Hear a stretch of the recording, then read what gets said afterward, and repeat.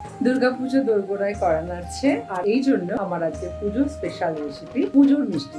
একদম সময় নেই, ঝটপট বানাতে হবে। পুজো স্পেশাল রেসিপি পর্বে আজকের রেসিপি পুজোর মিষ্টি। মিষ্টি ছাড়া আমাদের পুজো তো সম্পূর্ণ হয় না, কিন্তু এমন মিষ্টি রেসিপি আনতে হবে যেটা ঝটপট বানানো হয়ে যায়। কেননা পুজোয় তো অনেক কিছু করতে হবে, এত শাড়ি জামা কাপড় কেনা হচ্ছে, সেগুলো করতে হবে, প্যান্ডেল হপিং করতে হবে, বন্ধুদের সঙ্গে ঘুরতে হবে, সারা রাত জেগে ঠাকুর দেখতে হবে, আবার নিজেরা যে নাটক বা নাচ বা গানের প্রোগ্রাম করছে সেগুলোও পারফর্ম করতে হবে।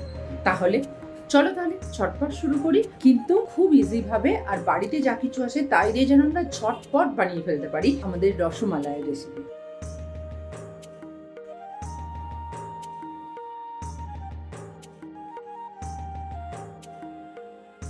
প্রথমে নিয়ে নিচ্ছি 1 কাপ মিল্ক পাউডার। এটা কিন্তু মিল্ক পাউডার, ডেয়ারি হোয়াইটনার নয় কিন্তু। মিশিয়ে দেবো আমি 3 চামচ ময়দা। ময়দাটা একটু বাইন্ডিং এর জন্য দিতে হবে। দেব হাফ চা চামচ বেকিং পাউডার। দিয়ে দেবো 2 টেবিল চামচ চিনি।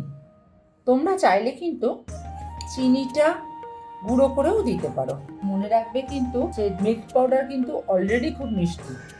দিয়ে দিচ্ছি 1 টেবিল চামচ ঘি। এটাকে ভালো করে মিশিয়ে নেব। এবার এটাকে বাইন্ড করবার জন্য একটু একটু করে এতে দুধ মেশাতে থাকবো। দুধটা কিন্তু আগে থাকতে জাল দিয়ে ফুটিয়ে ঠান্ডা করে নেওয়া।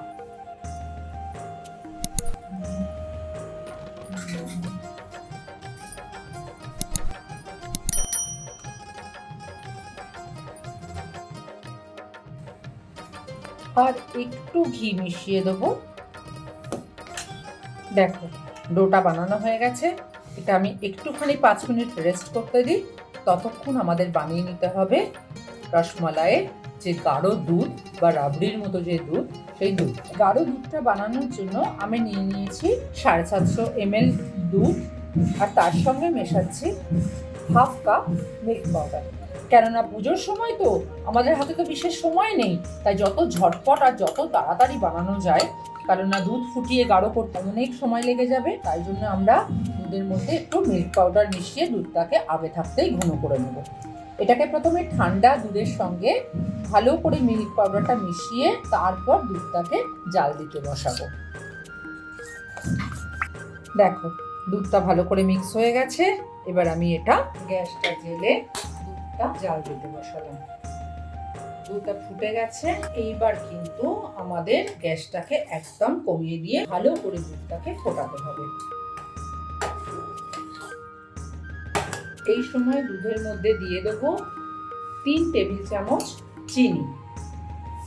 আমাদের মনে রাখতে হবে কিন্তু মিল্ক পাউডার এতে মেশানো আছে, আর মিল্ক পাউডার কিন্তু যথেষ্ট মিষ্টি। দিয়ে দিচ্ছি একটুখানি কেশর। এতে দুধে একটা খুব রসমালাইতে খুব সুন্দর কালার আসবে, আর গন্ধটা অসম্ভব ভালো লাগে। দিয়ে দিচ্ছি এলাচের গুঁড়ো। এটা আমি 3টে ছোট এলাচ বীজটা বার করে নিয়ে গুঁড়িয়ে নিয়েছি। দিচ্ছি আমন্ড, কাজু আর পেস্তা কুচনো। এইবার দুধটাকে ফুটিয়ে গাঢ় করতে হবে। ফুটিয়ে যখন দুধটা গাঢ় হবে তখন কিন্তু তোমরা একবার মিষ্টিটা চেক করে নিতে পারো। আমি সবসময় বলি না, ভালো রান্নার সিক্রেট হলো কিপ টেস্টিং। এটা ততক্ষণ গাঢ় হোক, আমরা ততক্ষণ আমাদের রসমালাইয়ের, সেটাকে কি বলবো, মালাই বলবো না পেড়া বলবো, সেগুলো বানিয়ে নিই। আমার ঘিয়ের বাটিতে যতটা ঘি লাগা আছে সেটা হাতে মাখিয়ে নিলাম। মিশিয়ে নিয়ে এবার এর থেকে লেচি কেটে এরকম ছোট্ট ছোট্ট, যেরকম মাপের তোমরা করতে চাও সেই মাপের প্যাড়া করে নিতে হবে।